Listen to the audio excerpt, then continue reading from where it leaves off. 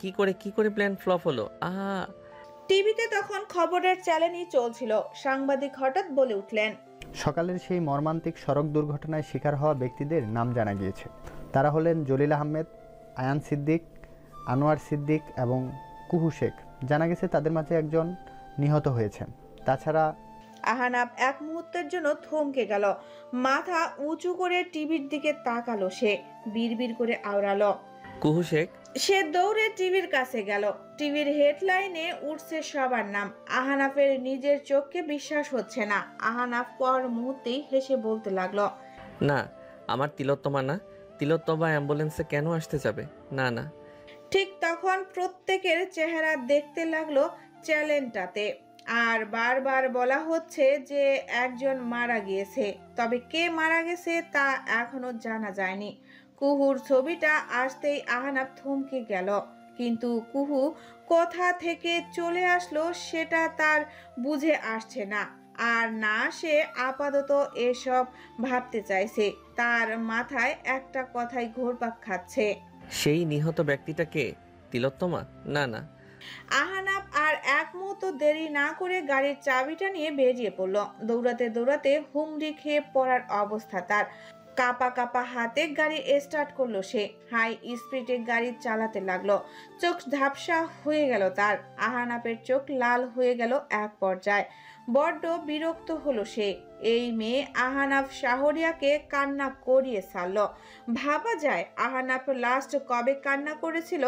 তার 15 বছর বয়সে। তো ঠিক তখন তার মা মারা যায়। আর আজকে কাঁদলো সে। একবার এই মেয়েকে হাতে পাক সে সব উসুল করে ছাড়বে। আহানাফ কোনো মতে হাসপাতালে পৌঁছালো। হাসপাতাল মিডিয়ায় ভরপুর, কারণ এখানে এমপি সাকওয়াত আলমও ভর্তি হয়েছে, যাকে আনতে অ্যাম্বুলেন্সটা যাওয়ার কথা। আহানাফ দাঁতে দাঁত চেপে গালি দিল কয়েকটা। গাড়িতে রাখা মাস্ক আর ক্যাপটা পরে বেরিয়ে গেল সে।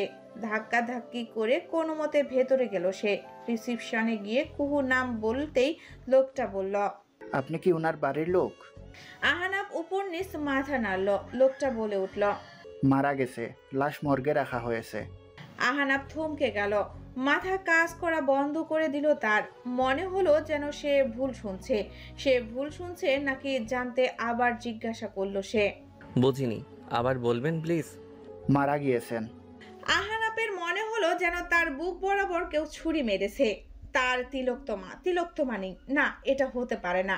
এখনো তো তাদের কত পথ চলা বাকি। একসাথে পথ চলাটা শুরুই বা হলো কোথায়? তিলোত্তমা তাকে ছেড়ে যেতে পারে না। এখনো তো মনের কথাটাই জানানো হলো না তাকে। সে পেছনে যেতে যেতে হঠাৎ কারোর সাথে ধাক্কা খেলো। বঙ্গির নাতি, কোলে এসে পড়বেন নাকি? আহনাব চমকালো কথাটা শুনে। সে তড়াক পিছনে ঘুরল। অবিশ্বাস্য চাহনি তার। তার তিলোত্তমা, মাথায় ব্যান্ডেজ, হাতে ব্যান্ডেজ। আহনাব থমকে গেল। কুহু আহনাবকে মাস্ক আর ক্যাপ পরায় চিনতে পারল না। আহনাবের মনে হলো সে ভুল দেখছে। পরক্ষণেই কুহু বলে উঠল, বঙ্গির নানা, সরেন তো। আহনাব বুঝলো এটা সত্যি তার তিলোত্তমা। আহনাফ জাপটে জড়িয়ে ধরলো তাকে। কুহুর ব্যান্ডেজকৃত হাতটাতে চাপ লাগলো এতে। কুহু চেঁচিয়ে উঠল। আহনাফের সেসব খেয়াল নেই। সে তার তিলোত্তমাকে জড়িয়ে ধরে বাচ্চাদের মতো কাঁদছে। কুহু প্রথমে চেঁচালেও পরক্ষণে থেমে গেল আহনাফের কান্নার শব্দে। আমার তিলোত্তমা, আমার জান, আমার কলিজা, কেন ওই অ্যাম্বুলেন্সে উঠেছিলে তুমি? আহনাফ মাস্ক খুলে ফেলল। কুহুর মুখের এলোপাথারি চুমু খেতে লাগলো সে। আশেপাশের মানুষ তাদের দিকে তাকিয়ে কুহু বোকা বনে গেল। আহনাফ, এই খাটাস লোকটা কোথা থেকে এলো আর কি করছে এসব? আহনাফ নিজেকে সামলাতে ব্যর্থ হয়েছে। সে কেঁদেই চলছে। তার আত্মাটাই তো বেরিয়ে গিয়েছিল আরেকটুর জন্য। কুহু বলে উঠল, কি কি কি করছেন? সবাই দেখছে। আহনাফের সেসব খেয়াল নেই। সে কাঁদছে। কুহুর কি হলো কে জানে। সে আহনাফের পিঠে হাত রাখলো। শান্ত হন, ঠিক আছে আমি, মানুষ দেখছে, কান্না থামান। আহনাফ হেসকি তুলে কাঁদছে। কুহু হতবম্ব। তার জন্য কেউ কাঁদছে, এটাই বুঝি প্রথম। কিন্তু কেন কাঁদছে? তার তো কিছুই নেই, না আছে রূপ, না আছে ভালো কোনো গুণ। এদিকে আহানাপ কেঁদেই চলছে। কুহু কয়েকবার ভালো মতো থামতে বলল, কিন্তু সে থামলো না। কুহু এবার চেঁচিয়ে বলল, এই খাটাস, থামতে বলছি না আমি? চোখ না ঝর্ণা আছে, থামছেই না। আহানাপ থামলো। অনেকটা সময় নিয়ে সে হঠাৎ কুহুকে ছেড়ে রিসিপশনে গিয়ে রিসিপশনিস্টকে এলো পাথারি মারতে লাগলো। ভুল তথ্য দেওয়ার জন্য বসিয়েছে তোকে এখানে। আরে ভাই, আপনি পুরো নামটা তো বলবেন। আ ওরি মা, আরে কুহু নামে আজই মারা গিয়েছে একজন। আল্লাহ গো, পুরো নাম তো বলবেন। আহানাপ থামলো না। কুহু বলে উঠল, ভাঙ্গির কপাল, সকাল থেকে আজ সবাই আমাকে মারতে আছে। যত দোষ আয়ান ঘোষ। খাটাসটা চোখে পানি ছেটালেই আর আজ এত কিছু হতো না। সবার নজর এদিকে চলে আসলো। আহানাপ বলল, এই শালা, তুই আমাকে বলেছিস পুরো নাম বলতে। বিশ্বাস, আজই তোকে জ্যান্ত পুঁতে দিতাম আমি। একটুর জন্য হার্ট ফেল করিনি আমি। তোর এই একটা নিউজে আমার কি অবস্থা হয়েছিল ধারণা আছে? ভাই মাফ করে দেন, আর হবে না। আহানাপ ওর মাথায় একটা গাঁটটা মেরে চলে আসলো। কুহু গুটিসুটি মেরে দাঁড়িয়ে রয়েছে। আহানাপ নরম সুরে বলে উঠল, তুমি ঠিক আছো? কুহু উপর নিচ মাথা নাড়ল। আহানাপ পেছনে ঘুরে লোকটাকে আবার চোখ দিয়ে শাসালো। এরপর বলে উঠল, তুমি অ্যাম্বুলেন্সে কি করছিলে? নিশ্চয় পিকনিকে যেতে উঠিনি, হসপিটাল আসতেই উঠেছিলাম। আহানাপের এমনিতেই রাগ উঠে রয়েছে, তার উপর এই মেয়ের তেরা কথা। তাও সে ঠান্ডা মাথায় বলল, কার কি হয়েছিল? আগে আমার পরিবার খুঁজে দিন, ওদের খুঁজে পাচ্ছি না। আহানাপ চোখ শব্দ করে রিসিপশনে গেল। পেছন পেছন কুহু গেল। লোকটা ভয়ে কাঁদতে লাগলো। আহানাপ গম্ভীর কণ্ঠে বলল, আয়ান সিদ্দিকী আর আনোয়ারা সিদ্দিকী। লোকটা কাঁপতে কাঁপতে বলল, আয়ান সিদ্দিকী মারা গেছে। আর আনু? কুহু ওই মুহূর্তে বলে উঠল, কিন্তু আয়ান ভাইকে তো আমি একটু আগে জুস খেতে দেখে আসলাম। আমি তো মামিকে খুঁজে পাচ্ছি না। আহানাপ দুদিকে ঘাড় বাঁকালো। লোকটা একটা শুকনো ঢোক গিলে আহানাপের দিকে তাকালো। এখন তার একটা কথাই মাথায় আসলো, খাতাম, টাটা, বাই বাই। আপনারা তো নিজেদের চোখে দেখলেন সব। ওই অ্যাম্বুলেন্সটাতে করে আমার আসার কথা আজ। ষড়যন্ত্রটা কে করেছে তা তো বেশ ভালোই বুঝতে পারছি আমি। তবে জনগণ এভাবে অন্ধ হয়ে থাকলে আমার আর কিছু বলার নেই। আমার অবস্থা অনেক খারাপ হয়ে গিয়েছিল, বুকে ব্যথাটা বেশি হচ্ছিল, তাই আমাদের গাড়িতে করে আমাকে আনা হয়। ভাবতে পারছেন একটাবার যে ওই অ্যাম্বুলেন্সে থাকলে কি হতো? আমি জনগণের উদ্দেশ্যে একটা কথাই বলতে চাই, যে আপনারা দয়া করে অন্ধ হয়ে বসে থাকবেন না, রুখে দাঁড়ান আপনারা। কারণ আপনারাই আমার শক্তি। আজ আল্লাহর দোয়ায় আমি বেঁচে গেছি। তবে এতে কি অনেক খুশি আমি? একদমই নয়। আজ কতগুলো মানুষ আঘাতপ্রাপ্ত হয়েছে, একজন নাকি মারাও গিয়েছে। এই একজন আমাদের কাছে শুধু একটা সংখ্যা। যার গেছে সে বুঝতে পারছে যে এই একজন আসলে কী ছিল তাদের জন্যে। আর কত কী হবে আমার জানা নেই। সাখওয়াত আলম টিস্যু দিয়ে চোখ মুছছেন। একজন সাংবাদিক বলে উঠল, স্যার, আপনি কি সাবেক এমপিকে সন্দেহ করছেন এই ঘটনায়? কিন্তু উনি তো আর রাজনীতি করবেন না বলে জানিয়েছেন। তাহলে উনি কেন এমনটা করবেন বলে আপনার মনে হচ্ছে? সাখওয়াত আলম হাসলেন এই প্রশ্নে। এরপর বললেন, কার মনে কী আছে সেটা তো আর আমি আপনি বলতে পারবো না, তাই না? সামনে নির্বাচন, সে যে আবার ফিরবে না তারই কি বা গ্যারান্টি? আরেকজন সাংবাদিক বলে উঠলেন, স্যার, আপনি সাবেক এমপিকে সন্দেহ করছেন, কিন্তু আপনার বিপক্ষ দলকে সন্দেহ করছেন না। কারণটা যদি একটু বলতেন। সন্দেহ তালিকায় আমি যে তাকে রাখিনি এমনটা নয়, তবে আমার কিছু বলে যে সর্বপ্রথম তার দিকেই সবাই তীর ছুড়বে, এটা তো জানা কথাই। আমার মনে হয় না তিনি এত কাঁচা খেলা খেলবেন। যাই হোক, আমি সিদ্ধান্ত নিয়েছি ওই ঘটনায় যারা যারা আঘাতপ্রাপ্ত হয়েছে তাদের চিকিৎসার দায়িত্ব আমি নেব। আর যিনি মারা গিয়েছেন তার পরিবারের পাশেও আমি থাকব। কারণ আজ আমার জন্য এই মানুষগুলোর এই অবস্থা।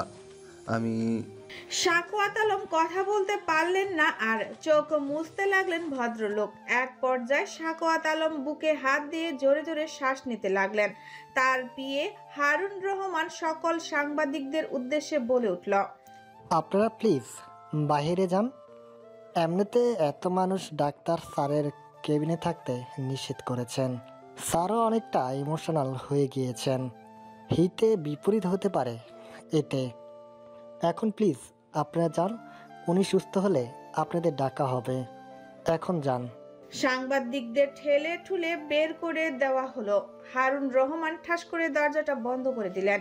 সাকওয়াত আলম টিস্যুটা ছুঁড়ে মারলেন দূরে, এরপর হো হো করে হাসতে লাগলেন। দেখেছো আরুন, একেই বলে ভাগ্য। আমাকে মারতে চেয়েছিল, এতই সহজ, এখন উল্টো নিজে ফেসে গেল। হারুন রহমানও হাসলেন। সাকওয়াত আলম বললেন, ওকে রাজনীতি থেকে সরানোই আমার একমাত্র উদ্দেশ্য ছিল না। তিলে তিলে ওকে মারবো আমি। ও আমার ভালোবাসা কেড়ে নিয়েছে, আমি ওর থেকে সব কিছু কেড়ে নেব, সব কিছু। হারুন রহমান একটা দীর্ঘশ্বাস ছেড়ে মনে মনে বললেন, পদ্মার আড়ালে এই মৃত্যুর জীবন আর কতদিন চলবে আল্লাহ ভালোই জানেন। স্যার মাফ করবেন স্যার, আয়ান সিদ্দিকি পড়ছি স্যার, ছেড়ে দেন। এটা কি করলেন আপনি? এটা ঠিক হয়নি। লোকটা যেন আশার আলো পেল। সে বলে উঠল, ম্যাডাম আপনি একটু।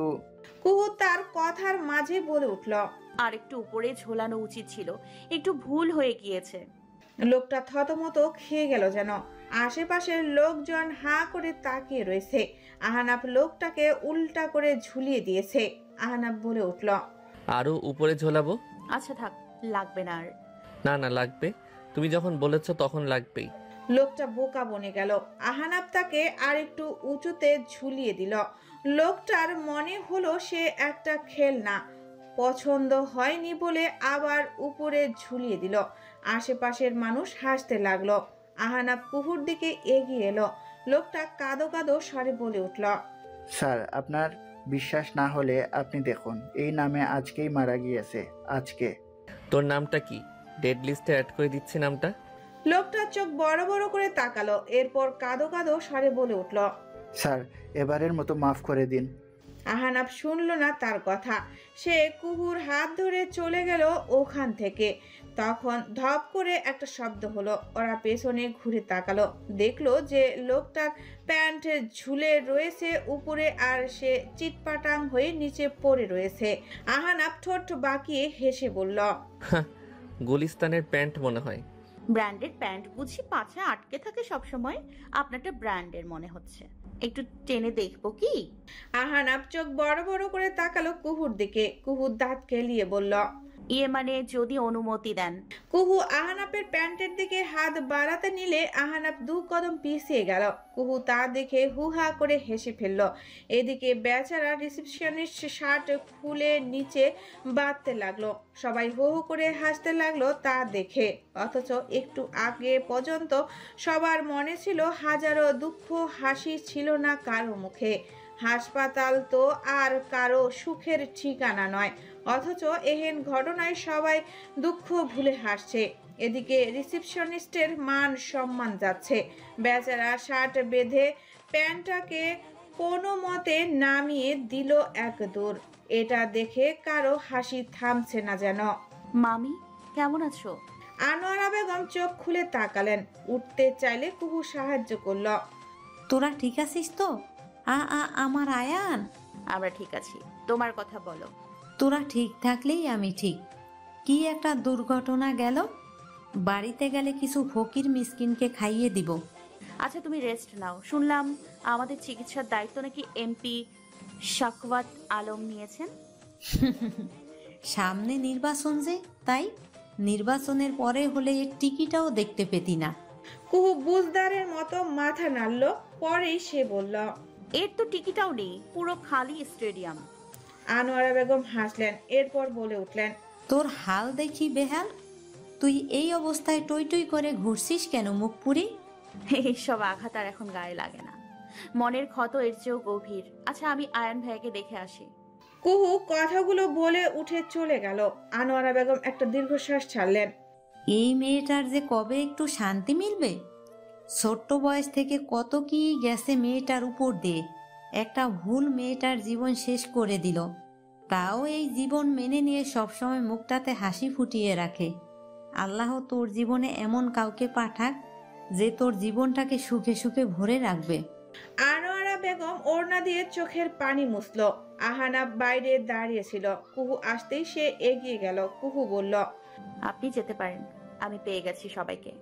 আহানাব কপাল কুঁচকালো। কুহু তা দেখে বলে উঠল, আপনার এই স্বভাবটা আমার একদম পছন্দ না। কথায় কথায় কপাল কুচকান কেন? আর হবে না। কুহু ভরকালো, এক কথায় বলে দিল আর হবে না। সে আহানাপের দিকে তাকালো। আহানাপ তার দিকেই তাকিয়ে কুহু বলল, আপনি আমার পেছন পেছন ঘুরছেন কেন? আপনার এত এত ইগো কই গেল? আহনাফ শাহরিয়ারের নজরে পড়েছ মেয়ে। যখন একবার ঠিক করেছি তোমাকে আমার লাগবে মানে তোমাকেই লাগবে। ইগো ফিগো গোল্লায় যাক। কুহু একটা হাই দিয়ে বলল, দেখতে থাকেন স্বপ্ন, স্বপ্ন দেখতে তো আর টাকা লাগে না। আহানাপের ঠোঁট বেঁকে গেল। সে বলল, সময় কথা বলবে। আমি ওর মুখ সেলাই করে দিব। আহানাপ চসূচক শব্দ করল। কুহু একটা গা জ্বালানি হাসি দিয়ে দু কাঁধ উঁচিয়ে চলে গেল। আহানাপ পেছন থেকে বলে উঠল, ভালোবাসা থেকে অবসেশনের রূপ নিচ্ছ তুমি, হয় আমার না হয় কারো নয়। Mind it. কুহু পেছনে না ঘুরেই বলল।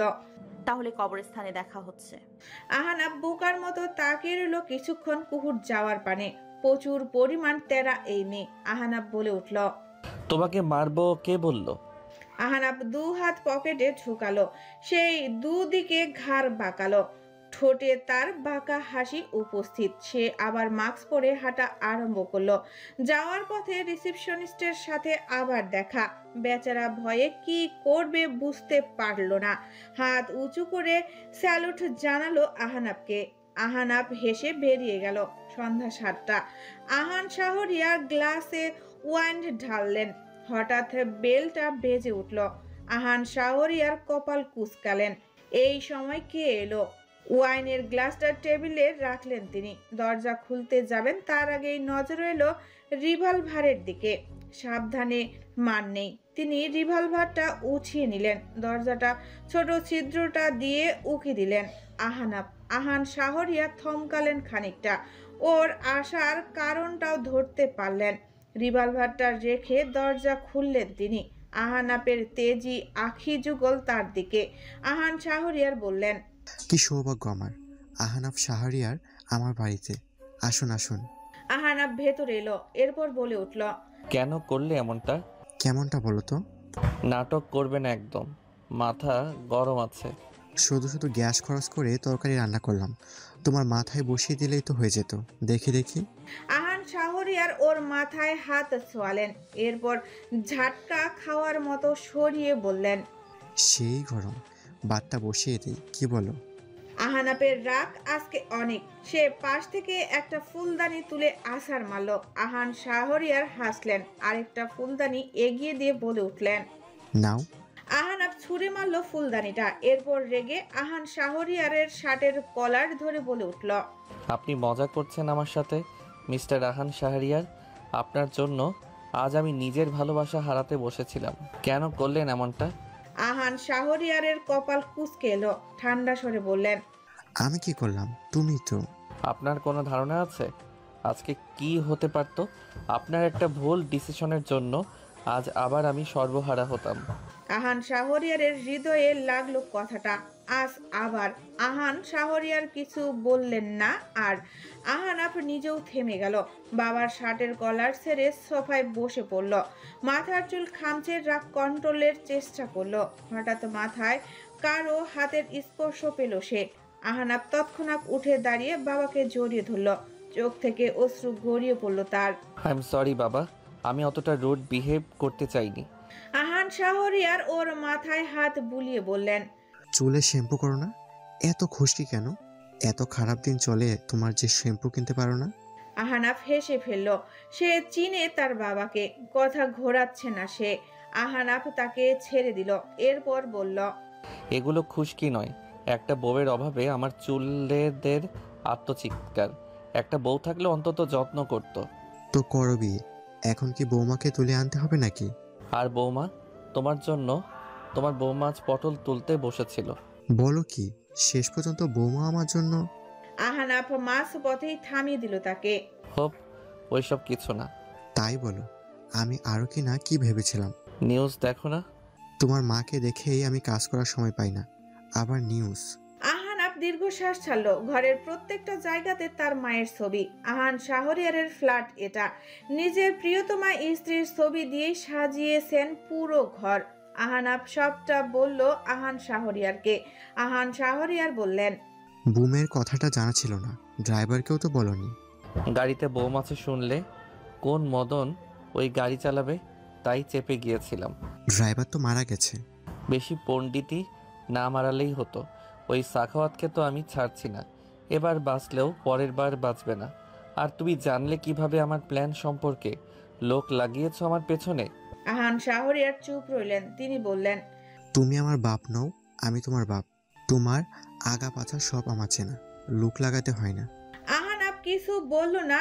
এখন এই লোকের সাথে কথা বলাই ঠিক হবে না। সে গ্লাসে ঢেলে রাখা ওয়াইনটা এক চুমুকে খেয়ে ফেলল।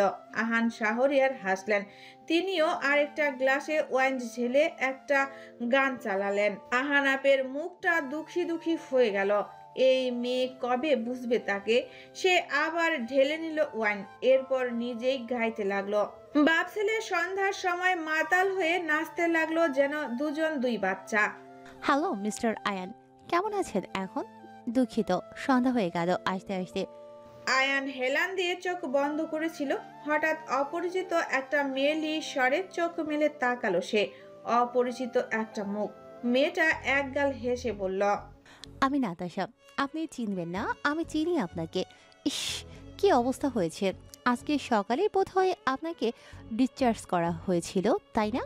আয়ান হাবার মতো তাকিয়ে রয়েছে। নাতাশা তার হাতে থাকা ফুলের তোড়াটা আয়ানের দিকে এগিয়ে দিল। আয়ানের ডান হাত ঝোলানো, তাই বাম হাত দিয়েই নিল। নাতাশা বলল, নিউজে আপনার ছবি দেখে আমার আতাটা বেরিয়ে গিয়েছিল। কিভাবে যে এই পর্যন্ত এসেছি আমিই জানি। এরপর যখন জানলাম যে আপনি ঠিক আছেন, তখন ফুলের তোড়াটা কিনে আনলাম। সুন্দর না? আপনার প্রিয় সাদা গোলাপ দিয়ে বানিয়ে এনেছি। আয়ানের বুঝে আসে না কি হচ্ছে। এই মেয়ে একা একাই কত কিছু বলে যাচ্ছে, আবার তার প্রিয় ফুল সম্পর্কেও জানে। কিন্তু এই মেয়েটাকে আয়ান কিছু বলতে নিলে নাতাশা বলল, আমি তেমন কেউ নই, তবে হতে তো পারি, তাই না? আমার ফ্রেন্ড হবেন? নাতাশা হাত বাড়িয়ে দিল। আয়ান ভ্রু কুঁচকালো। সে বলল, মেয়ে মানুষের সাথে আমি বন্ধুত্ব করি না। তাহলে জেন্ডার চেঞ্জ করতে হবে বলছেন? কারণ বন্ধুত্ব তো আমি করবই। আয়ান খানিকটা বিষম খেলো। এই কথাটা সে আশা করেনি বোধহয়। নাতাশা পানির গ্লাস এগিয়ে দিল। আরে কুল, মজা করেছি আমি। আয়ান পানি পান করে বলল, কে আপনি? আমাকে চিনলেন কি করে? এটা জানতে হলে বন্ধুত্ব করতে হবে। আমার কিন্তু অলরেডি একজন আছে, আর আমি তাকেই বিয়ে করব। তো ভয় পাচ্ছেন নাকি আমার সাথে বন্ধুত্ব করতে, যদি আমার প্রেমে পড়ে যান? আয়ান আবার বিষম খেলো। নাতাশা হেসে ফেলল। আয়ান চট করে বলে উঠল, এই আপনি মিস্টার আনহাফের ফ্রেন্ড না? হ্যাঁ, ওই দিন আপনাকে দেখেছিলাম। হ্যাঁ, তবে শুধু আহনাফের ফ্রেন্ড, আপনার ফ্রেন্ড না। আয়ান কিছু বলতে নিলে নাতাশা ওর বাহু চাপড়ে বলল, কংগ্রাচুলেশন, আপনি আমার বাচ্চার বাবা হবেন। কি মানে ওই আর কি, বাবা মামা একই তো। কেউ বাবা থেকে মামা হয়, আবার কেউ মামা থেকে বাবা। ওই আপনার মতলবটা কি বলুন তো? আপনার বন্ধু হওয়া। আমি আপনার ফ্রেন্ড হব কেন? আমাকে মা বানানোর জন্য। হোয়াট? মানুষ ফ্রেন্ড হয় কেন? কেন? কেন? হ্যাঁ সেটাই তো, কেন? আপনি জানেন না? না। আমিও জানি না। আয়ান ফিক করে হেসে ফেলল। নাতাশাও হাসলো তা দেখে। পাখি? না না, পাখা ফাঁদে পড়েছে রে। নাতাশা হাত বাড়িয়ে বলল, তাহলে ফ্রেন্ডস? আয়ান ইশারায় বুঝালো, ডান হাতটা দেখলো। নাতাশা ওকে একটা হাক করে বসলো। ঠিক তখন কুহু এলো। আগে আসতে চেয়েও আসেনি মেয়েটা। নিজেও রেস্ট করেছে তখন। এখন এসে একই দেখছে সে। দরজা খোলাই ছিল। আয়ানকে একটা মেয়ের সাথে এভাবে দেখে তার মস্তিষ্কে 3 বার ধুমতানানা বেজে উঠল। ওরা দেখার আগেই সে সরে গেল। হাসপাতাল তো না, যেন রঙ্গমঞ্চ। কুহু ভাবলো তার মামির কানে কথাটা তুলতে হবে। পরে আবার ভাবলো এই মদনের জীবনে যে কেউ একজন এসেছে এটাই অনেক। তার আর কি, সে তো এসব রঙ্গনীলা দেখতেই এসেছে পৃথিবীতে।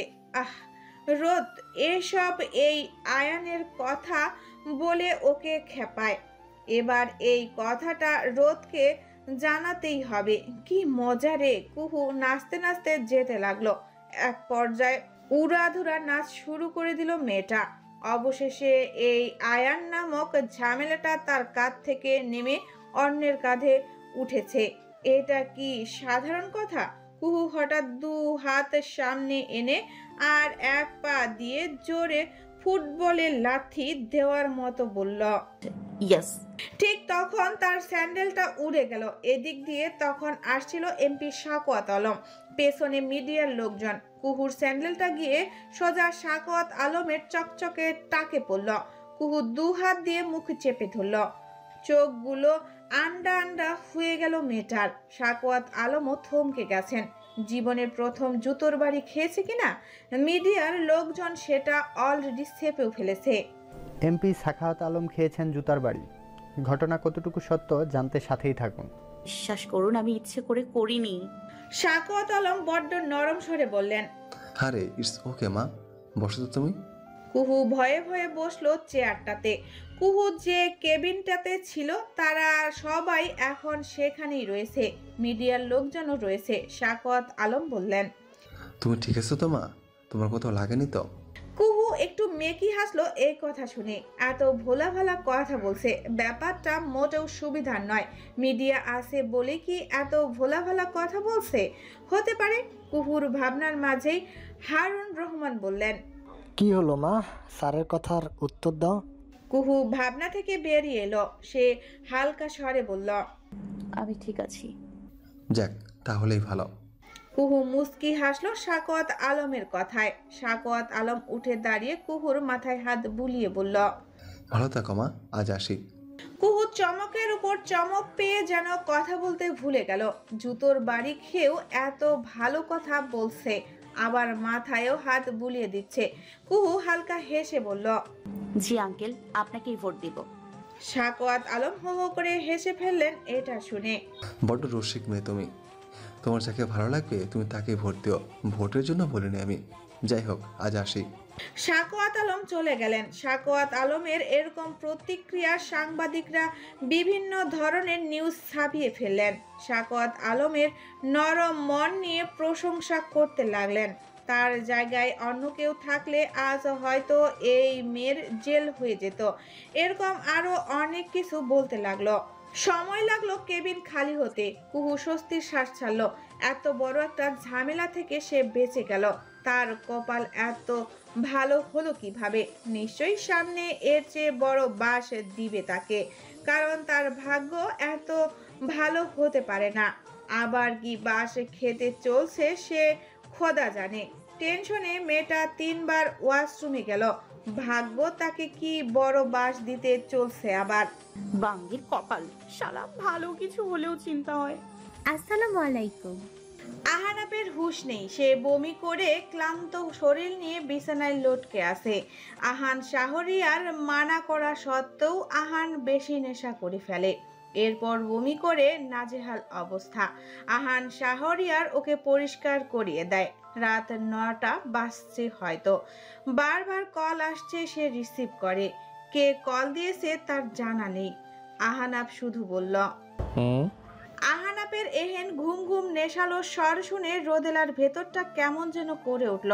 দরকার ছাড়া তার কথা হয় না আহানাপের সাথে। শেষ ওই যে ভার্সিটিতে কথা হলো আর হয়নি। আচ্ছা, এই ছেলের সব কিছুই তাকে এত মুগ্ধ করে কেন? আহানাপ কবে যেন ওকে পাগল করে ফেলবে এমন করে। এই স্বর সে আগামী 1 মাসও কি ভুলতে পারবে? পারবে না। আহানাপ ভাইয়ের কোনো কিছুই তো সে ভুলতে পারে না। রোদেলা আর সেসব ভাবনায় গেল না। সে বলে উঠল, আপনি কি ঘুমাচ্ছেন আজ এত তাড়াতাড়ি? আহানাপ রোদেলার স্বর চিনল না। তার কাছে মনে হতে লাগলো যে কুহু কল করেছে তাকে। তার ঠোঁটের কোণে হাসি ফুটে উঠল। সে তার ঘুমু ঘুমু ভারী স্বরে বলে উঠল, তিলোত্তমা। রোদেলা থমকে গেল। সে কি ভুল কিছু শুনলো? আহানাপ ভাই কি তাকেই বলল? সে নিশ্চিত হতে বলল, জি, কি বললেন? আহানাপ আবার ভারী স্বরে বলল, তিলোত্তমা। রোদেলা চমকালো। তিলোত্তমা তাকে তিলোত্তমা ডাকলো আহানাপ ভাই। রোদেলার ভাবনার মাঝেই আহানাপ বলে উঠল, এই তিলোত্তমা। রোদেলার ভেতরটা ধক করে উঠল এই ডাকে। সে বলল, তুমি বোঝো না কেন আমাকে? কবে বুঝবে আমায় বলো তো? রোদেলা বুঝতে পারছে না কিছু যে কি হচ্ছে। সে বলল, আপনি ড্রিঙ্ক করেছেন? আমি তো ভালো ছেলে। কথাটা বলে আহানাব কেমন খিটখিট করে হেসে উঠল। রোদেলা নিজেও হেসে ফেলল। সে স্পষ্ট বুঝলো যে আহানাব ড্রিঙ্কস করেছে। আচ্ছা, মানুষ নেশা করলে নাকি সত্য কথা বলে? আহানাব ভাইও কি তাহলে নিজের মনের কথাগুলো বলছে তাকে? রোদেলার মুখটা উজ্জ্বল হয়ে গেল খুশিতে। পরক্ষণে কিছু একটা মনে হতেই সেই হাসি গায়ে ফুলে গেল। সে বলল,